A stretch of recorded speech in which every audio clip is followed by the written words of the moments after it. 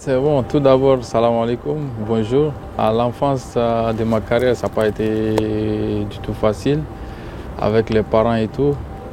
Vu que les parents ils veulent que j'étudie, et au début ça n'a pas été facile parce qu'après j'ai essayé de les convaincre. Donc quand je suis passé à la 9e année et tout, classe supérieure, genre lycée, donc ils m'ont promis comme quoi quand je passe les examens, directement ils vont m'inscrire dans une centre de formation et tout. Et ça a été ainsi. Donc je suis parti au centre de formation Djoliba Athletic Club et c'est de là que tout a commencé. Dans le football malien, modèle c'est bien sûr Seydou Keita. Il a fait une grosse carrière. Tous les jeunes maliens s'inspirent de lui. Machallah. Bien sûr, ça a beaucoup influencé ma carrière. Comme par exemple, s'adapter à la pression parce que au Mali, là où j'ai joué, là où j'ai débuté, c'est un grand club au Mali. Ils sont suivis, ils ont beaucoup de fans. Donc du côté de la pression et tout, et ça va, tu t'améliores vite, tu s'adaptes à la pression et ça te donne le progrès facile. MCA, ouais, c'était un bon passage là-bas. C'était un bon passage. Parce que depuis le premier jour là où j'ai signé, je me suis dit, ouais, là-bas, ça va être un bon tremplin pour moi. La vie, déjà c'était pas le même style de vie. Parce qu'au Mali, tu as tes amis, tu viens de l'entraînement, tu as tes amis, vous prenez du thé ensemble. Donc là-bas, c'est différent. Après les entraînements, tu es à la maison. Ouais, c'était la langue française et c'était facile pour moi, l'adaptation et tout. L'ambiance, c'était incroyable. Le stade, c'était plein. C'était plein de rouges verts et de rouges noirs. C'était incroyable avec les fumigènes, avec les tifos. C'était vraiment incroyable. Ces jours-là, c'était ma première fois que je vois un stade plein comme ça. Un joueur d'Ali, d'être un joueur de l'Ali, ça demande beaucoup d'exigence. Et surtout dans l'entraînement. Il te faut tous les jours, il faut que tu sois à 100%. À chaque fois à l'entraînement, tu dois être à 100%. Et dans les matchs, à 100% aussi. Donc c'est ça la différence. Ça, c'est quand on a gagné contre Mamelodi Sundowns ici, 2-0. Ouais, avec Weiler, je me souviens très bien. Et mon premier match contre Ismaili, quand Walid Suleiman il a marqué le but 1-0, je me souviens de ça très bien aussi. Déjà, ça me faisait mal. Et en plus, quand tu vois le parcours, j'ai aidé l'équipe. Et après, arrivé à la finale, je ne suis pas apte à jouer dû au Covid-19. Mais je me suis dit après, c'est le bon Dieu qui a décidé comme ça. Peut-être, soit moi je joue, l'équipe perd, ou soit moi je joue, je vais me blesser, quelque chose va arriver. Donc le bon Dieu, peut-être il a sa raison. Donc après, j'ai regardé le match à la maison. Après, j'étais avec l'équipe, l'esprit était avec l'équipe et je voulais coûte que coûte qu'on gagne ces matchs. Et alhamdoulilah, on a gagné. C'était ma première Ligue des Champions et j'étais trop content. Après, j'ai même oublié le Covid-19 et tout. C'était incroyable et c'était au bon moment. Et c'était à la dernière minute, donc on ne peut pas qualifier ce but-là. Et c'est ce but qui nous a donné la coupe. Donc c'était incroyable.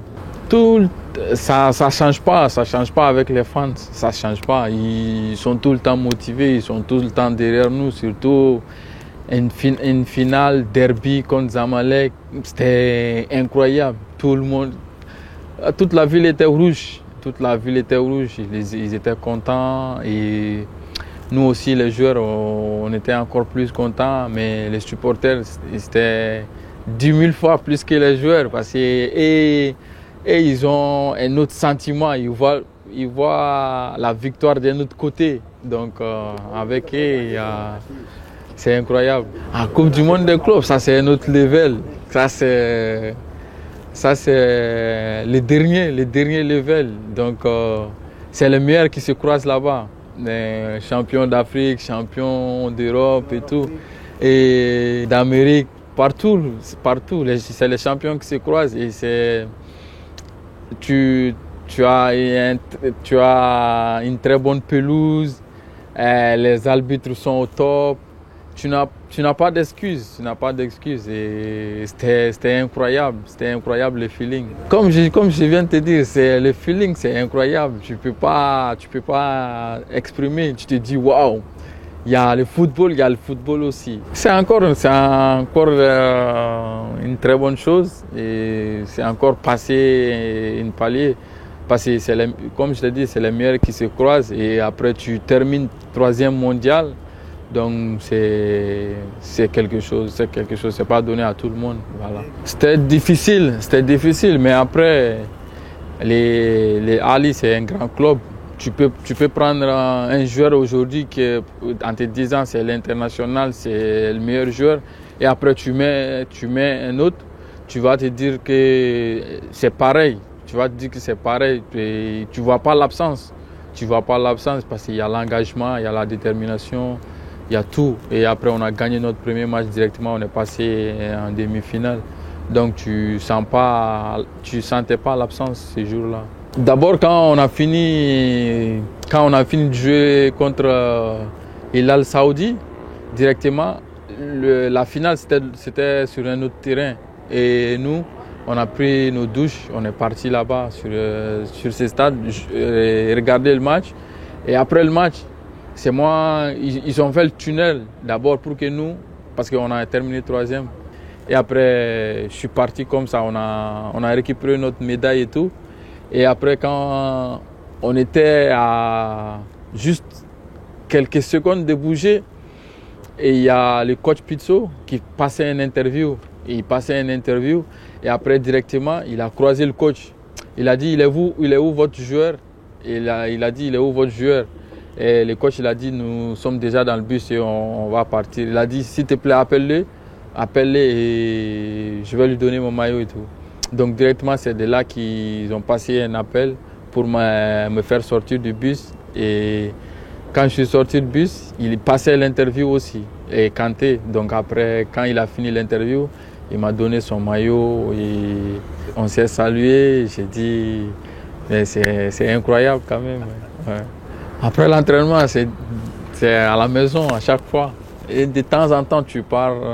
Je sors avec, bien sûr, je sors avec mon ami Khaled et tout. Sinon, presque toute la journée, je suis à la maison. D'abord, j'ai visité Pyramide. J'ai visité Pyramide une fois et je suis parti au Hurghada. Donc, c'est des bons endroits, Ouais, j'ai été au Sahel aussi. J'ai été au Sahel une fois. C'est beau là-bas. J'ai pas assez de places spéciaux, mais j'aime bien Hammam, j'aime bien Haouchi, Foul, Tahmeya, c'est pas mal aussi, c'est tout.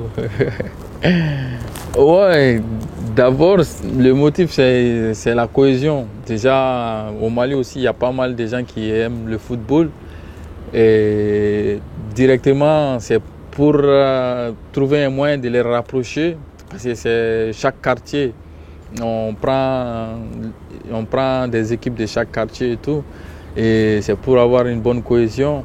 Et après, j'ai pris l'initiative de mettre ça sur ma page Facebook. Peut-être, on ne sait jamais, il y a des gens qui peuvent prendre leur temps, regarder ces petits matchs, et après, il y a des gens qui détectent bien les talents et tout, de très loin. Peut-être ils auront la chance d'aller s'inscrire centre de formation et tout. Comme ça, peut-être ils vont aussi avoir une chance peut-être de développer leur football, de devenir des grands joueurs aussi. C'est ça mon idée au fait. Vraiment, honnêtement, alhamdoulilah, je peux dire alhamdoulilah. Alhamdoulilah, ils me respectent beaucoup. Ils me respectent beaucoup, ils m'aiment. Et ils n'ont pas assez de choses à me rapprocher. Donc, ils me voient à chaque fois comme un champion et tout. Donc, bien sûr, ils suivent les nouvelles du club par rapport à moi, en fait. Donc, maintenant, tous nos matchs sont suivis par les supporters maliens. Ouais. Bien sûr, j'aime le basketball à travers ma femme. Elle joue le basket. Et voilà. Bien sûr, j'aimais le football et je voulais être trop footballeur professionnel. Et je peux dire, alhamdoulilah, j'ai fait le mi-chemin. J'ai fait le mi-chemin, mais encore il me reste beaucoup à faire. Mon ambition, bien sûr, c'est clair, c'est d'aller jouer en Europe dans l'un des plus grands clubs. Déjà, je suis en Afrique, je suis au plus grand club en Afrique et pourquoi pas rêver encore plus loin, d'aller en Europe, d'aller jouer parmi l'un des plus grands clubs en Europe là-bas.